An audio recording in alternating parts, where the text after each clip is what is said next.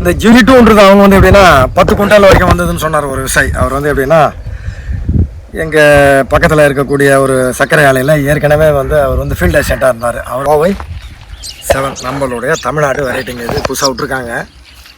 இது எப்படின்னா எங்களுடைய கிரேட் கேவிக்கையில் எங்களுக்கு வந்து இது அவங்க இலவசமாக கொடுத்துருக்காங்க. இந்த பேன் இருக்குதுங்க அஸ்வினி நேற்று கொடுத்தங்க, அந்த கற்பூர கரைசல் நேற்று ஈவினிங்க சுத்தமாக பாருங்கள்.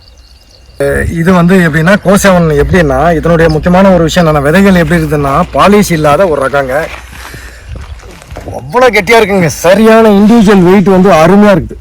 அதனால் இது எந்த ஆனால் இது ஈல்டு கொடுத்ததுன்னா அந்த இதை விட கோட்டா 3 லாஸ்ட் வீடியோவில் பார்த்ததோட இன்னும் வந்து அதிகமாக கொடுக்கறதுக்கு உண்டான வாய்ப்பு இதுக்கு வந்து ஒரு நல்ல ஒரு வரவேற்பு இருக்குன்றது தான் என்னுடைய கணக்கு. இப்போ ஏக்கருக்கு வந்து 8 கிலோ நம்ம வந்து விதைக்கும் போது இது வந்து 10 கிலோ வந்து விதைக்க வேண்டியிருக்கோம். ஏன்னா நம்பர் ஆஃப் அந்த கவுண்டிங்ஸ் வந்து குறையும். அதாவது வந்து வெயிட் இன்க்ரீஸ் ஆகிடும், ஆனால் வந்து அந்த நம்பர் ஆஃப் அந்த உளுந்துகள் வந்து நமக்கு குறையும். அப்போ என்ன ஆகும்னா கொஞ்சம் 1 கிலோ அதிகமாக வந்து ஒரு ஏக்கருக்கு தேவைப்படும். இதில் இவருடைய முழு வீடியோ மற்றும் தொலைபேசி எண் வேண்டுமா?